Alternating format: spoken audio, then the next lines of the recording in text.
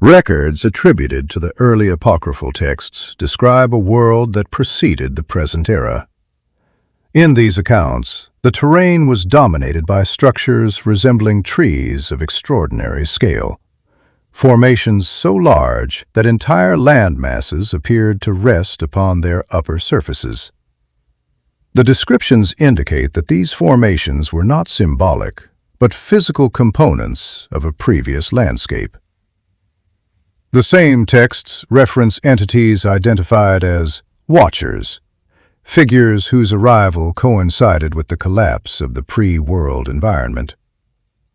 The removal of the giant formations is described as a deliberate act, followed by a period in which water emerged from both subterranean and atmospheric sources. The sequence resulted in the burial of extensive regions beneath sediment, producing the flat mesas, isolated plateaus, and truncated hills observed in multiple locations today. Subsequent redactions of canonical material removed the apocryphal accounts, including the Book of Enoch and additional texts that documented the pre-world structures. The absence of these records in later compilations corresponds with the disappearance of references to the large formations and the events associated with their destruction. Current geological features align with the descriptions of the earlier landscape. The remaining structures exhibit uniform truncation, vertical shearing, and sediment layering consistent with rapid burial.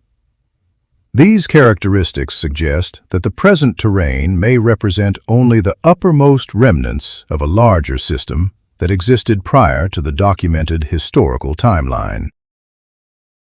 Early accounts associated with pre-canonical records describe the arrival of external entities during a period preceding the documented human timeline. These entities are referenced as operators seeking specific terrestrial materials, initiating activity in regions later identified as the Persian Gulf and southeastern Africa. The records indicate that the initial operations were labor-intensive and unsustainable under existing conditions. Subsequent entries describe an intervention involving biological modification. The entities are reported to have combined their genetic material with that of local hominid populations, producing a workforce capable of performing tasks required for extraction and construction. The resulting population is depicted not as an independent species, but as a functional class designed for operational efficiency. The same records reference the emergence of early settlements, structured according to the needs of the operators rather than the indigenous environment. These settlements appear in multiple sources as organized zones with defined labor hierarchies, suggesting that the modified population was integrated into a system intended to support long-term activity. Later historical compilations omit these accounts, replacing them with narratives of spontaneous human development. The absence of the earlier descriptions corresponds with the removal of references to engineered populations, external operators, and the initial extraction sites. The redaction aligns with a broader pattern in which pre-world events were excluded from official documentation. Current archaeological findings in the referenced regions display anomalies consistent with rapid population introduction, abrupt technological shifts, and structural remnants that do not align with the developmental timeline assigned to early human societies. These characteristics suggest that the origins of the present human population may reflect a period of engineered intervention rather than isolated evolutionary progression. Archival engineering records from the mid-20th century document a coordinated restructuring of the Nile region. Between 1960 and 1970, the construction of the Aswan High Dam resulted in the formation of a reservoir exceeding 2,000 square miles, submerging extensive areas that contained structural remnants attributed to the Old World architectural system. The operation was presented as a hydroelectric initiative, yet the scale of submerged sites indicates a secondary objective involving the removal of pre-existing formations. During the same period, multiple temples were extracted from their original positions. Official reports describe the relocation of these structures through segmentation into more than 1,000 individual blocks, followed by transport and reassembly at elevated inland locations. The documented elevation change of approximately 65 meters and the inland shift of several hundred feet altered the spatial alignment of the structures, disrupting their original orientation relative to astronomical markers. Models depicting the pre-relocation layout show entrances and substructures that are absent from the reconstructed versions.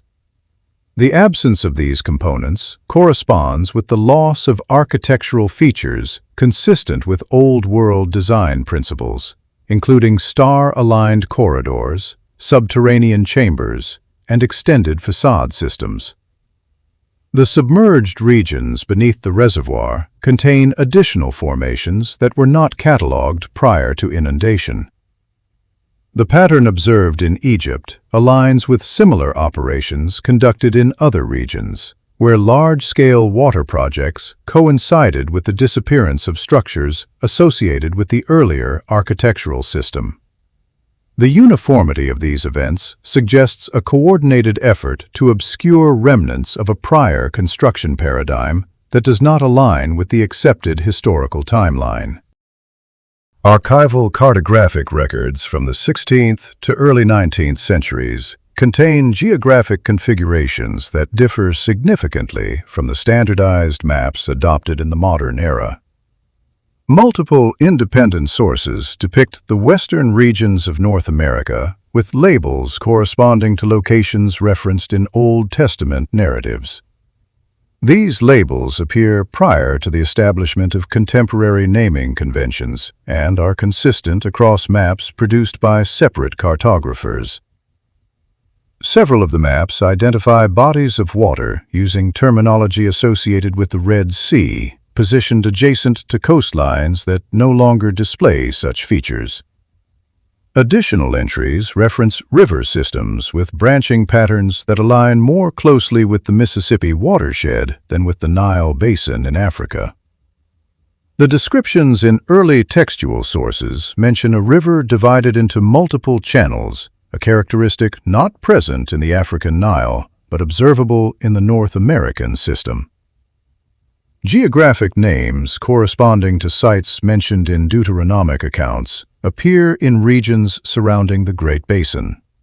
Locations identified as Nebo, Pisgah, Gilead, Jericho, and Ephraim are documented in settlement records and early territorial surveys. These names were assigned prior to the consolidation of modern administrative boundaries, suggesting that the associations were not the result of later cultural adoption. The removal of these geographic correspondences from subsequent cartographic publications coincides with the standardization of Near Eastern locations as the exclusive setting for Old Testament events. The transition occurred during a period in which multiple apocryphal references were excluded from official compilations, aligning with a broader pattern of narrative consolidation. The presence of consistent geographic markers across early maps, combined with the structural alignment of river systems and settlement names, indicates that the placement of Old Testament events may have undergone revision during the formation of the modern historical framework. These characteristics suggest that the geographic context of the earlier narratives may have been reassigned to align with later interpretive models.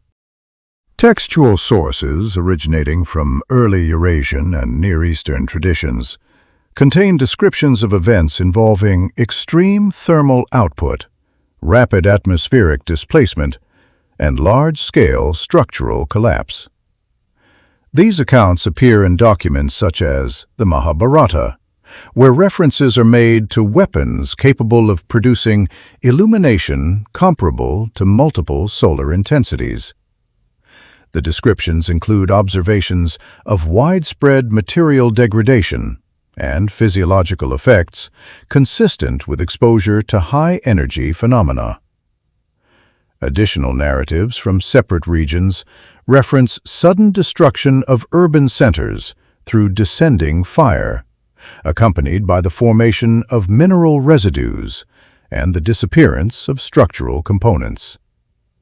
These entries were recorded long before the development of modern physics and do not align with the technological capabilities attributed to the societies that produced them.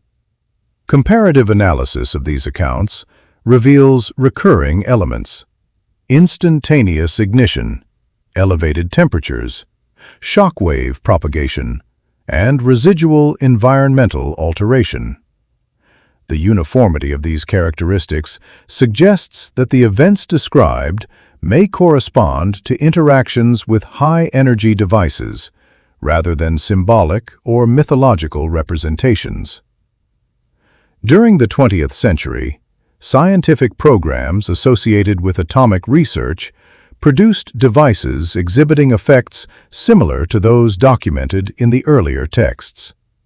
Several individuals involved in these programs referenced the process not as the creation of new technology, but as the reactivation or rediscovery of principles previously known.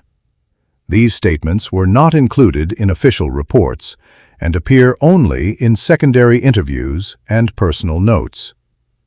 The alignment between ancient descriptions and modern high-energy phenomena indicates that knowledge of advanced destructive mechanisms may have existed prior to the documented historical timeline. The absence of this information in later compilations corresponds with the broader pattern of redaction observed in other pre-world records. The surviving accounts suggest that the earlier civilization possessed technological capabilities that were subsequently lost, obscured, or removed during the transition into the present era. You be the judge. If you're awake, you already know what to do. Support the movement. Show where you stand. Your voice matters. Your choice shapes what comes next.